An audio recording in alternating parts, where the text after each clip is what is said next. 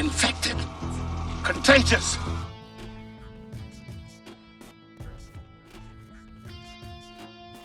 Number 10, Halloween 3, Season of the Witch. Mr. Cupfer was right, you know. I do love a good joke, and this is the best ever. A joke on the children. They took an enormous gamble on Halloween 3, but unfortunately, it didn't pay off. Michael Myers was one of the hottest names in horror by 1982, but he wasn't in this movie, which was a huge turnoff for fans of the first two. Not only that, the film departed from the slasher genre to tell a weird fantasy story about face-melting pumpkins, magic rocks, and Celtic rituals. An ancient sacrificial circle. Stonehenge. We had a time getting it here. The pivot to a standalone story would have been far better received if it had a different title altogether. But luckily, time has been kind to the film. Far removed from the hype and the initial marketing baggage, viewers could appreciate the movie on its own weird terms and came to love its dystopian vibe and absurd story. All you lucky kids with silver shamrock masks, gather round your TV set, put on your masks, and watch. Number 9, Possession. Well, yet I can't exist by myself because I'm afraid of myself. Because I'm the maker of my own evil. Weird movies often struggle commercially, and Possession is a very weird movie. The film contains disturbing imagery, grotesque body horror, and a highly graphic sex and death metaphor, which put off a good segment of the population. It was also way too strange and unclassifiable for general audiences, and many simply didn't know what to make of it. I used to be afraid of you, but I don't think I am anymore. There's nothing to fear except God. Whatever that means to you. And to make matters worse, Possession was butchered for its American release. About 1/3 of the entire movie was cut, making the already bizarre storyline borderline incoherent. But the full, uncut version became available with the rise of home video and streaming, and it slowly came to be appreciated, especially amongst those who like a little ambiguity with their horror. Possession was truly ahead of its time. You know, when I'm away from you, I think of you as an animal or a woman possessed, and then I see you again, and all this disappears. Number 8, Slither. Either you ever seen anything like that? You ever heard of anything like that? Huh?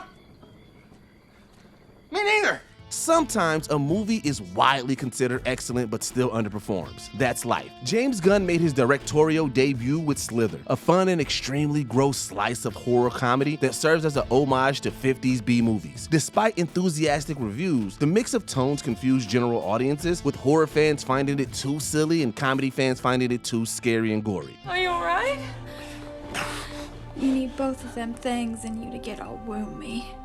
Oh, that's awesome. Universal also struggled to market the film effectively, with limited star power and trailers leaning too heavily into the gross-out horror without highlighting the wit or sense of fun. But it quickly became a favorite for horror nerds and midnight movie crowds, and later gained popularity on DVD, with die-hard fans highlighting its remarkable creature effects and endlessly quotable lines. Lyme disease. You touch some deer feces and then you eat a sandwich without washing your hands, you got your Lyme disease. And that makes you look like a squid. Number 7, Twin Peaks, Fire Walk With Me. Well, now, I'm not going to talk about Judy. In fact, we're not going to talk about Judy at all. We're going to keep her out of it. There are a slew of reasons why Fire Walk With Me didn't work on the heels of the mega popular Twin Peaks. The show had a disappointing second season, which soured interest for more. The film failed to address its many lingering questions, serving instead as a prequel focused on the final days of Laura Palmer. James, you don't know what you're talking about. Quit trying to hold on so tight. I'm gone. Long gone. Many beloved characters were completely absent. It was way too dark for some, especially compared to the show's wackier tone, and for others, it was way too weird, more David Lynch than Twin Peaks. But now, those are exactly why people love it. Fire Walk With Me came to be appreciated as a bold, artistic risk that didn't heed to expectations, and it's considered one of Lynch's defining works. Fire. Walk with me.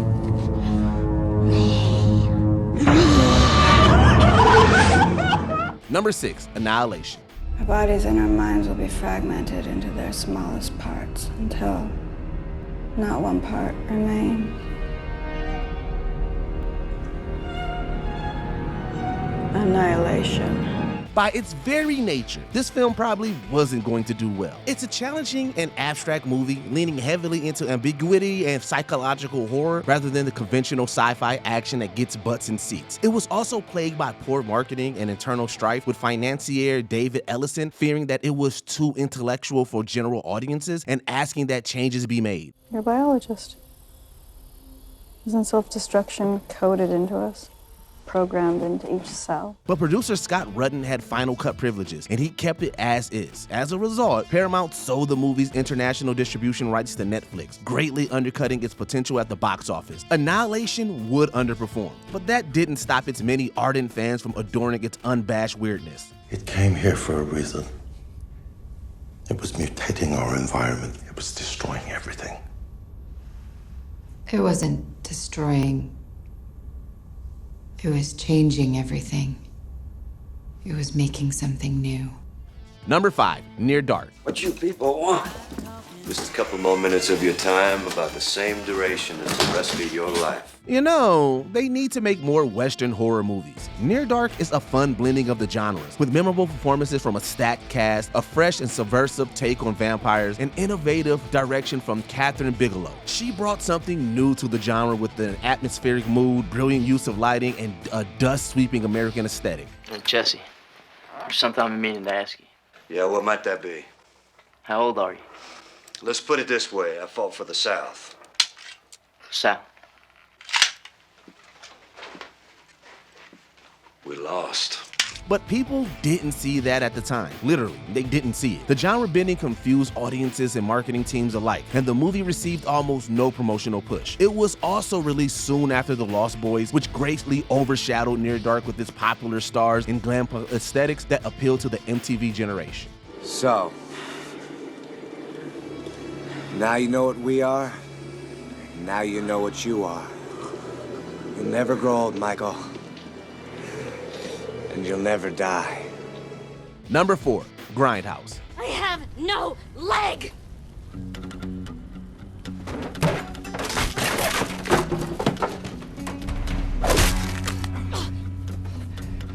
Now you do. What do you think? Quentin Tarantino and Robert Rodriguez got together and took us back to the 70s with Grindhouse. This was an homage to the gritty and goofy exploitation era, a double bill that combined Rodriguez's Planet Terror with Tarantino's Death Proof and featured a number of fake trailers. You saw my car, I saw your legs. Now look, I ain't stalking y'all, but I didn't say I wasn't a wolf. Unfortunately, general audiences had no idea what to make of this. Not the weird tone of the movies, not the intentionally crappy filmmaking, and probably not the 190-minute runtime. Luckily, home video did wonders for Grindhouse. Planet Terror and Death Proof were split up and given their own separate releases, which helped word of mouth, and many of the fake trailers have since been made into real movies, including Machete and Thanksgiving.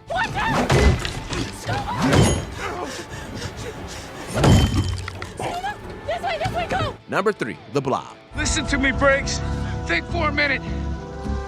Do you suppose an army of guys in plastic suits show up every time a meteor falls? It's not often that a remake surpasses the original. The Blob is a rare exception. But the film was marketed like a typical monster movie with little effort made to highlight its inventive effects, edgy tone, and modern updates to the original story. The thing on that man's hand killed him, and then it killed Paul.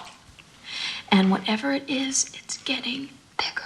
To many people, this just looked like a campy and dated creature feature from a bygone era. It also faced some serious competition at the box office, including Die Hard and Who Framed Roger Rabbit, both of which were enormous hits. But horror lovers eventually came to appreciate the movie's subversive storytelling and incredible practical effects, with some of the kill scenes becoming legendary among horror enthusiasts. I need a schematic of the sewer system. We'll contain it down there.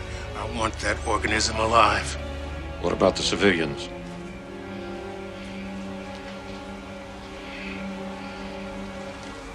They're expendable. Number 2, Event Horizon. From hell. You don't believe in that kind of stuff, do you? Whoever sent that message, he sure believes in hell. This is one of those instances where critics and general audiences do not see eye to eye. Event Horizon was lambasted upon release, with many critics hating the film and giving it negative reviews. That certainly didn't help its box office prospects. Neither did the poor marketing or stiff competition from the likes of Air Force One and Men in Black. While some people enjoyed it, word of mouth wasn't nearly strong enough to overcome the initial negativity. It shows you things, horrible things. What does? The dark inside me from the other place. I won't go back there. I won't. But the film found new life on DVD and late-night cable, with horror lovers warming to its unique genre-bending, Lovecraftian elements and striking visuals. The production design on this movie is just second to none. Oh my God. What happened to your eyes? Where we're going, we won't need eyes to see. Number 1, The Thing. I don't know what the hell's in there, but it's weird and pissed off, whatever it is. There is no greater example of a horror movie flop turning into a classic. The Thing is widely regarded as one of the best horror movies ever, with its unique setting, fun story, incredible cast, and some of the best practical effects ever put to screen. And in 1982, people hated it. They could be anybody's. Nobody trusts anybody now. We're all very tired.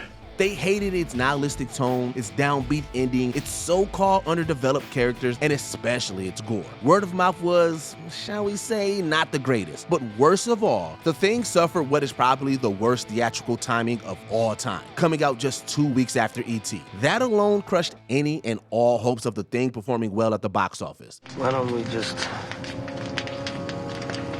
wait here for a little while?